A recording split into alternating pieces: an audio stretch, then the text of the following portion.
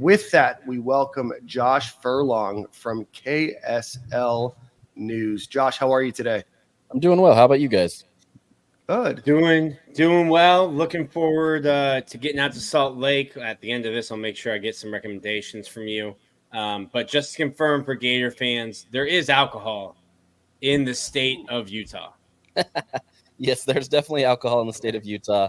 They don't always make it easy, but there is alcohol in the state. Coming from the South, that's football and alcohol are kind of twins. They go together. Yeah. I think it's an America thing. Okay. Josh, God bless America. For sure. Josh, talk to us a little bit. We're just a couple days away.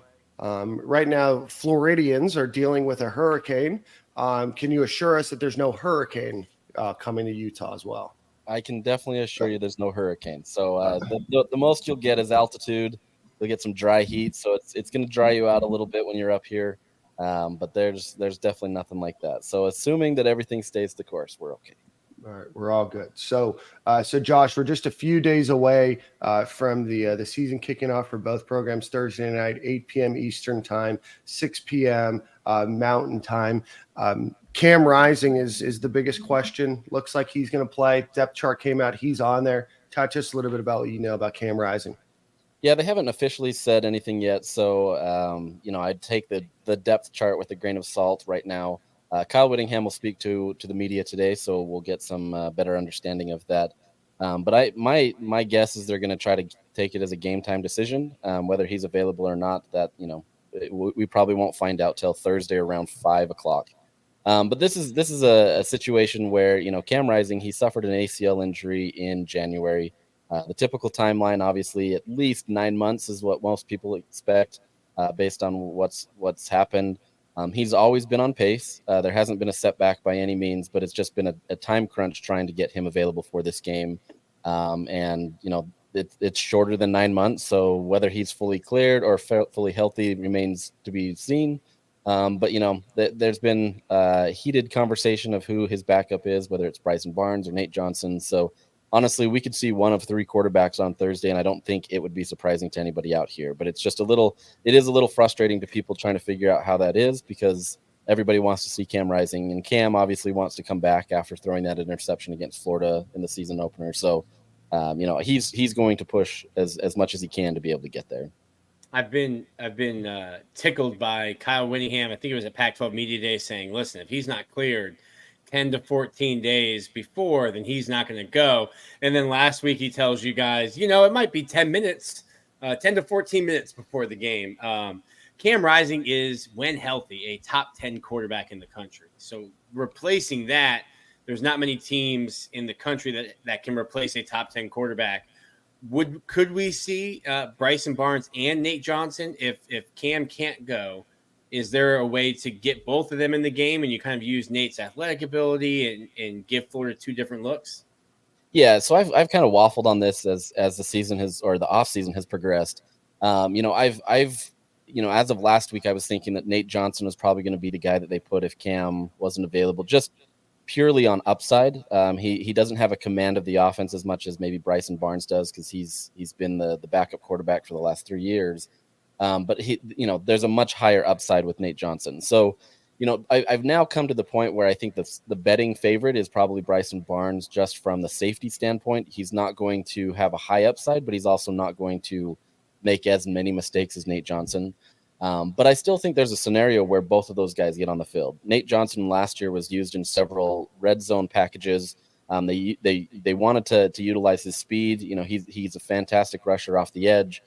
His first 2 touches last year as quarterback went for touchdowns. So I think they see something there with him, whether it is as an actual quarterback or in maybe more of like a wildcat type scenario where he has these designed runs. That's kind of what I would expect. Is Bryson gets that start, Nate Johnson maybe gets thrown in there every once in a while. But this is a fluid situation, right? Like if one of those quarterbacks isn't performing well, I can't imagine Kyle Whittingham sticking with it and just saying, he's our guy. This isn't a scenario where you're trying to work through the kinks with a starting quarterback. This is a backup, right? There's no need to stick with it. So I still think one of those guys will probably get the bulk of it, but I wouldn't be surprised if you see two of them if Cam's not available. I checked out Bryson Barnes in the bowl game after Cam went down. What's the ceiling for him, and what does he mean to the program? Yeah, he's one of those guys. He's a walk-on player, so he's been busting his butt to be able to stay competitive. He's not getting the same opportunities in terms of financial compensation and everything as a lot of these guys. He still has a full-time job so that he can do this, and yet he still keeps coming in and he's trying to win this job, and he continually does it. Like there's something about him that gives Andy Ludwig, the offensive coordinator, confidence in him that allows him to be that backup guy, right? And maybe that's something to say about his backups, and they haven't recruited well in terms of quarterback depth. But this is a guy that he's not going to have your higher upside. Like I think he's probably a great starter at a G5 school or maybe even a lower division, but I don't know that he is a Power 5 quarterback in long-term range, right? The one thing I will say, I will caution people is, we've only seen Bryson Barnes in scenarios where he hasn't had the game plan, established for him. He's had several instances where he's come in as the backup. There was one game last year he started, but Cam Rising was a scratch 10 minutes before. We're talking about 10 minutes again. He was a scratch 10 minutes before a game, and Bryson Barnes was thrown into the mix. So it's one of those things where we don't fully know what his ceiling is. They obviously love his arm strength. They love his command of the offense and his ability to be able to control it. Does he make some great mistakes? Yes, he does. Like there's some things that, you probably shouldn't do, but at the same time, he's also not going to make these big things that maybe these freshman quarterbacks are going to do. So it's more of just a controlled game manager type offense under Bryson Barnes. You might get a shot downfield. The crazy thing is last year against Washington State, Utah was in this locked up battle, and they're coming to blows. And Bryson Barnes had probably one of the best passes of the season for Utah last year. He got them into field goal range and got them into a scenario where they could win. But it's you're not going to see that as much. I think he has the ability. It's just not going to be that prevalent. I want to ask you about defense real quick. I know that there's a lot of changes. Clark Phillips III has gone to the NFL. I know that you had your other safety leave the program. A number of other players that were on that veteran defense last year have left. Can you talk to us a little bit about what Utah's defense looks like this year? Yeah, so like you mentioned, Clark Phillips, he's probably the biggest impact player that has gone from there. Mahmoud Diabate, which you guys are familiar with, he obviously left the program after graduating. But those are probably your two biggest players that left. Beyond that, they bring back a majority of their defense. They have a lot of the consistency and depth that they have there. They bring in Miles Battle from Ole Miss to be a longer corner than what even Clark Phillips was. They bring in Levani Damuni, who was Stanford's leading tackler and just an overall impressive linebacker. So I think you've got a similar team as what you got last year. Maybe a little less veteran experience in terms of corner positions, but you've got guys that have been in the background that have been doing well. But now you've got, depth all around. I think you've got a team that is more experienced and better going into this game than they were last year. Utah was not at all pleased with how they performed against Florida last year, where they missed 29 tackles. At least that's the number that they've put on it. They feel like they have a better handle of the situation. Last year, they didn't really they weren't physical as much as they wanted to be in fall camp.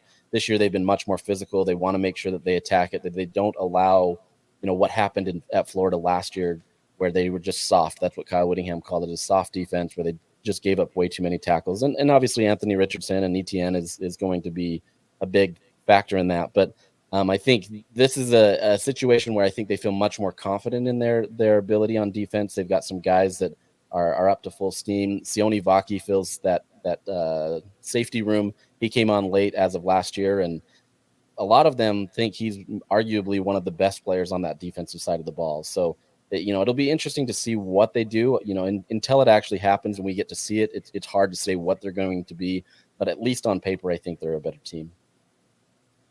I got to call Silk out last year. We talked to your coworker now, Josh Newman, and we were talking about Brant Keithy. When Silk found out that he was like 6'2", he said, "Who is this midget? What do you mean he's going to do anything against Florida?"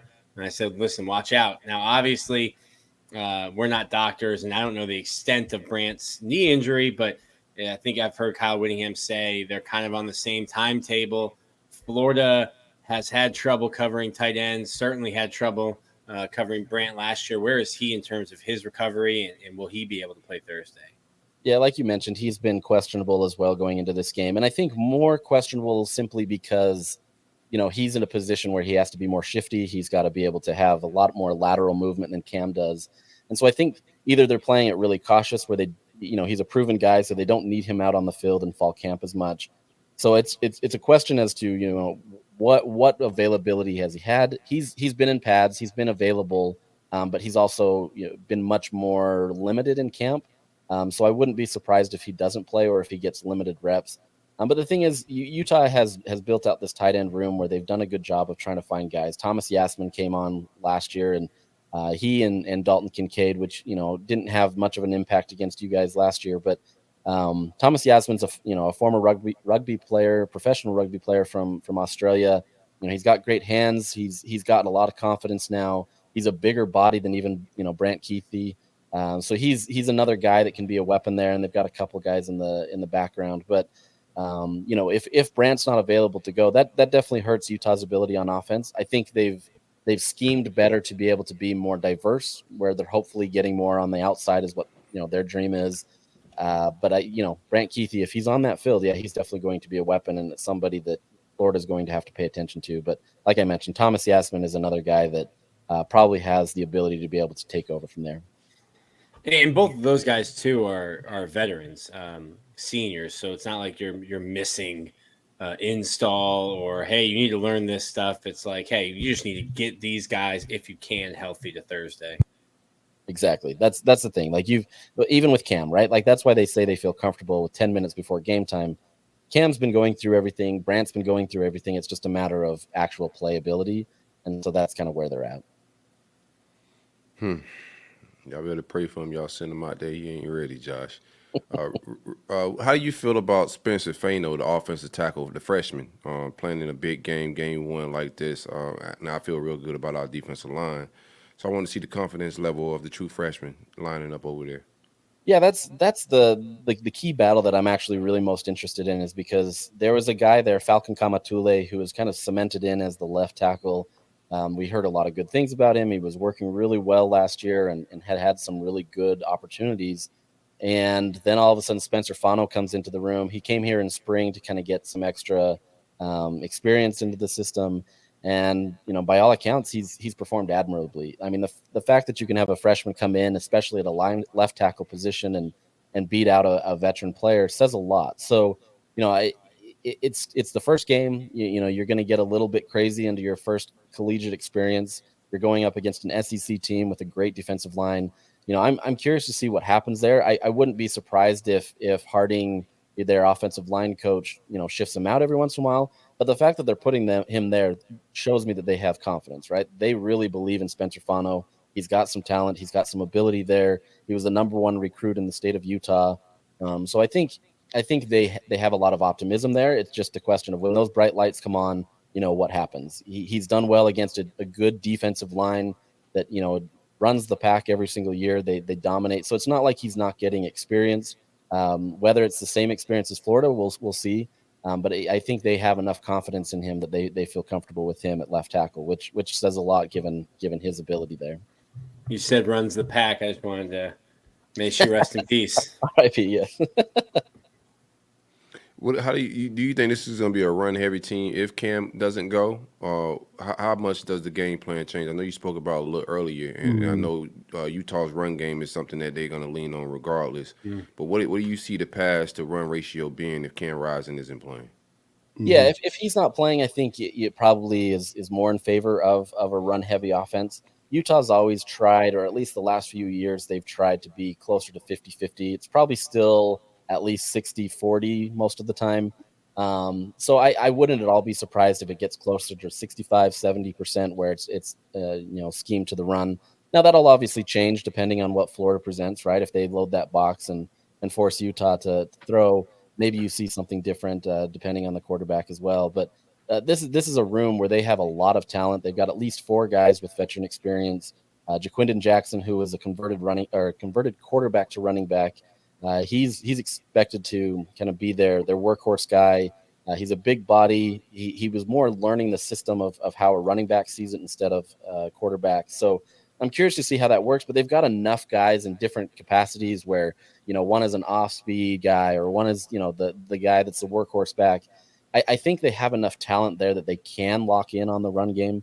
I think that's going to be what they do, but I wouldn't at all be surprised if they try to keep it still 50-50 regardless of Rising being available.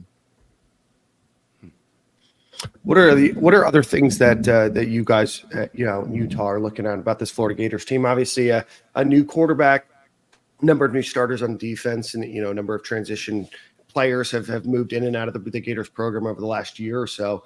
Obviously, Florida, won last year, ends up going 6-7. Utah loses and still wins the Pac-12. So obviously, kind of a tale of 2 different seasons there.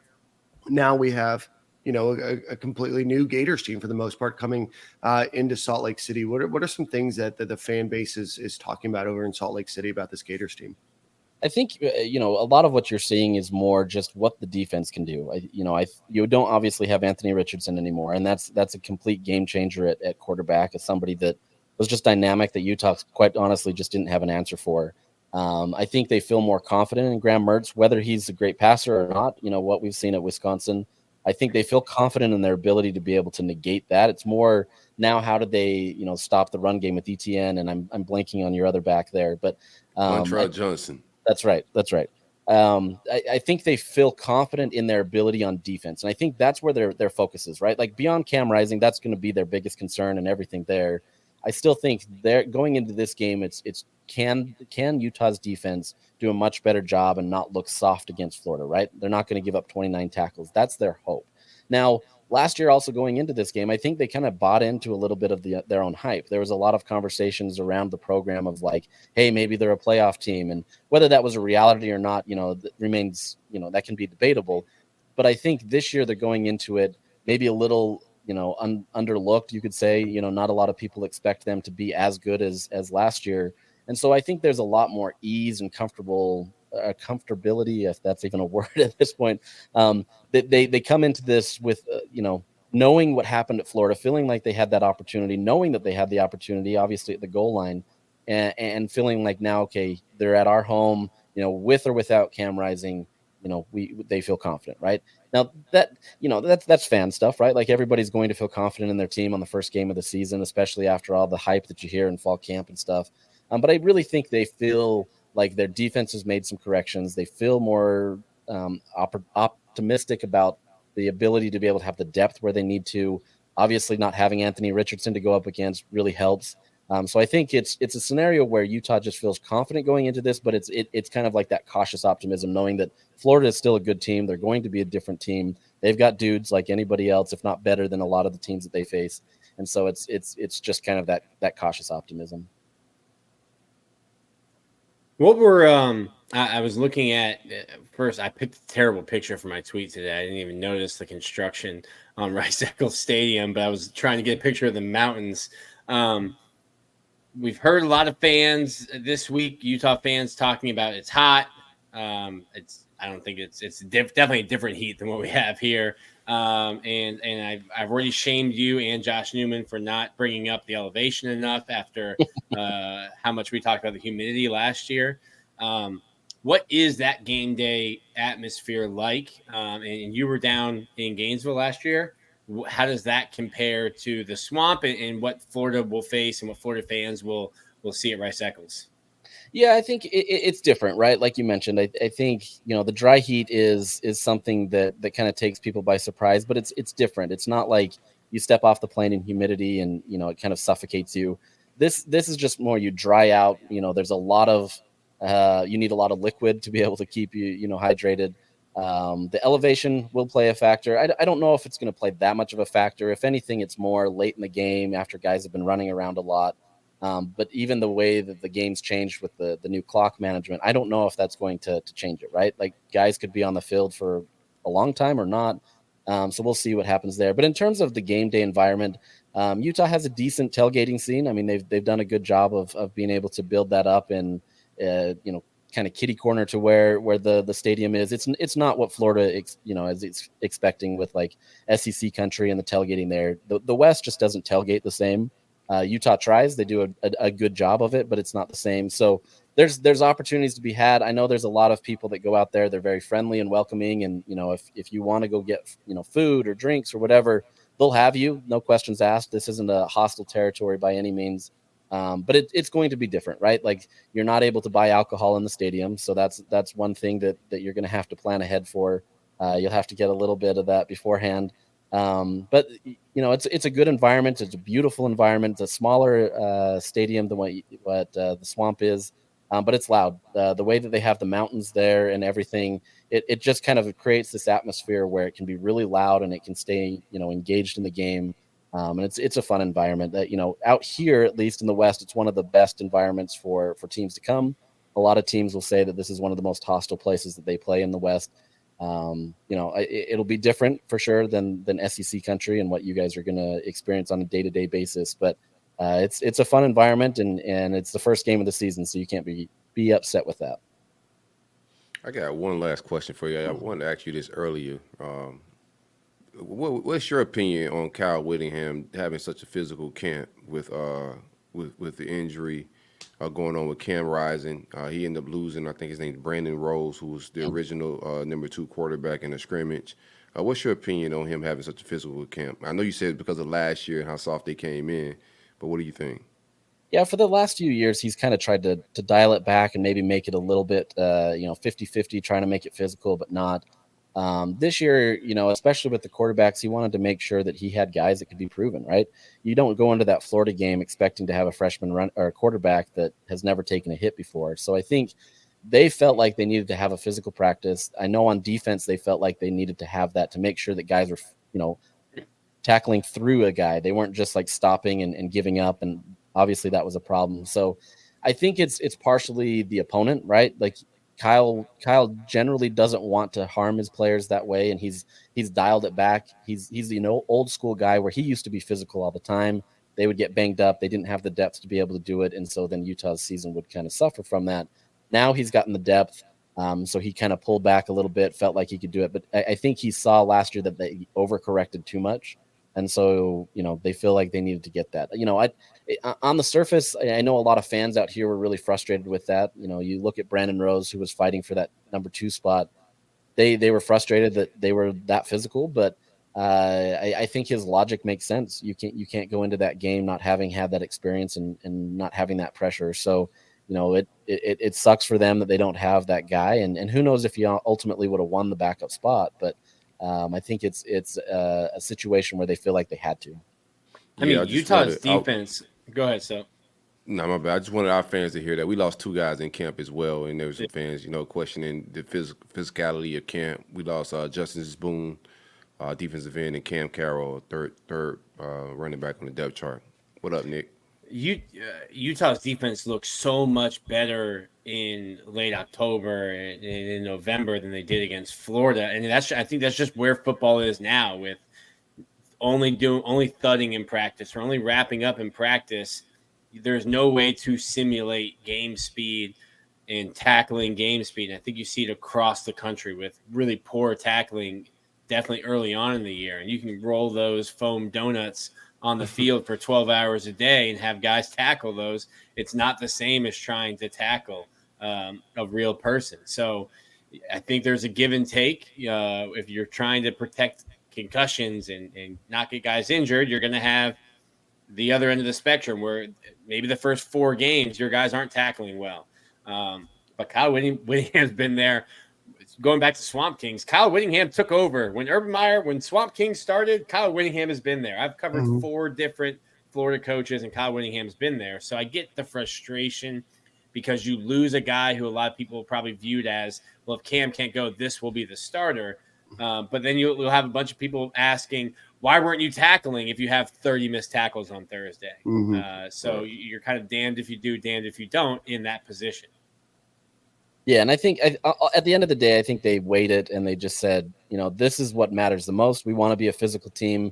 That's the MO of a Kyle Whittingham-led team. He wants to be physical. He wants to dominate. He wants to own that. So, I don't think they wanted to be as banged up as they have been coming out of fall camp, and they've gotten a lot of those guys back.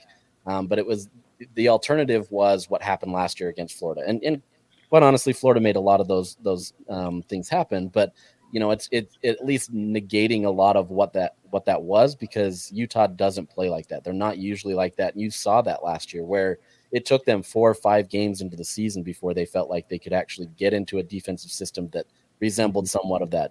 Some of that was Diabate coming in and trying to learn the system, and it's a different system than what Florida was running. So I think there was a lot of just things going against him. You had a new position coach that was helping in there. Now you've got a lot more consistency. And so I think they felt more comfortable with that, knowing that guys can finish their tackles, they can go in there, and they can actually be aggressive. Josh, real quick, shout out to Mahmoud, friend of the show, former guest of the show. Hope he makes that Browns roster. Thanks, Nick. Josh, want to ask about skill players. Obviously, Brent Keith, he's a guy that we should to be on the lookout for. Should he play in this game? Wide receivers, running backs. What should Florida fans be expecting there? Yeah, Jaquindon Jackson at running back obviously is the guy that I mentioned earlier. He's a guy you're going to want to pay attention to. He's got some skill and natural talent that is undeniable, and so I'm curious to see what happens. He came on as of late last year. But I'm curious to see Micah Pittman, former Florida State wide receiver, what he's able to do to this offense. He's right now in a battle for one of the positions as a starter with a freshman and Mikey Matthews. Mikey Matthews is one of those guys that, if Florida fans have been familiar with Utah in the last few years, which, that may vary, they had a player called Britton Covey. He was a pretty shifty and he escaped a ton. They kind of see Mikey Matthews as a similar prototype to him, and just being able to be that Swiss Army knife guy that can kind of do a lot of things. So, they feel like they have some guys on the outside this year that can be a little bit more dynamic. They still have proven guys in Devon Vele and Money Parks. Money Parks is a great name. It's a great name. Name team. So, I mean, it's not Kool-Aid McKinstry, but, we'll take it. But I think they've got some guys that they're optimistic about, but especially on wide receiver, I think out here, there's a lot of maybe, caution. They want to see it happen first, right? Utah hasn't always been that explosive on the outside. They've done really well at running back. They know that they can get guys there. If Kyle Whittingham believes in Jaquindon Jackson, that usually means something. But now they've got to be able to take that to the outside of even tight ends, right? Like they've got to be able to have some more explosive guys. So Micah Pittman's kind of the guy that they're kind of looking at. As well as Mikey Matthews. Can those two guys establish themselves? And then what about the veteran players? So that's probably of the skills guys. Those are probably the ones to watch. But there's some newcomers that I'm curious to see as they go in. Should be a good game Thursday night in beautiful Salt Lake City. We have a lot of listeners that are going to be out there for the first time. I've been fortunate enough to be out. Nick will be there, so make sure you guys hang out. I've been to Salt Lake City a few times to go skiing up in Park City, but there's some rules. There's some differences in Utah than there might be in Florida in terms of alcohol, restaurants, bars, those kind of things. Why don't you give folks a little bit of the lay of the land, what they should expect, and give them a little, 30-second Salt Lake City blurb. Yeah, you're a tour guide as well, Josh. I'm probably the worst one because I don't drink, so I'm not a great asset for that. But I do know that the laws are different. The alcohol levels are lower than most places, and so you're probably going to have to drink more to be able to get the same type of buzz. A problem. Exactly. And they'll take your money, so it's good. But no, there's opportunities here. It's not like this is it's scarce. They've got opportunities. There's a lot of bars. There's a lot of different places that will serve some good alcohol. There's actually a great craft breweries around here that there's some really good opportunities here that I know a lot of people enjoy. So that's an area where you can get some alcohol. You can have some fun. It's not going to be the same, right? Like it's going to be different. But there's availability. You're going to have to be able to have it before you get into the game. So you're going to have to either sober up or be sober going into the game. So maybe you celebrate afterward or whatever that may be. But being Thursday night, I don't know that that's going to be a hopping place in Salt Lake City. So you're probably going to have to bring your own party and have fun there. But no, it's a great environment. There's some great locations there. Yeah, Is I the don't know. Red Iguana still open? People love Red Iguana, and I'm gonna be the guy that Yeah, okay. says that it drives me crazy that's the one place that everybody says go to for Utah. So it's good. They've got some good mole if you like mole and all that. And I'll eat there, right? Like it's not What's mole? It's like a sauce, like a What, so?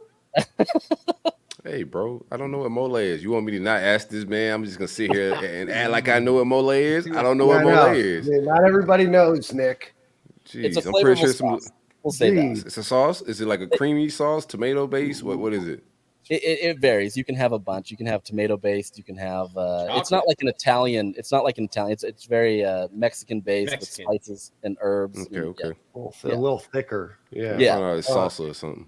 They'll have like chocolate mole. I mean, there's a bunch. Yeah. Is Whiskey Street still there? My understanding is yes. I don't work in Salt Lake much anymore because now, so I work at home. But I believe that's still there. There's been some transitions and everything. So.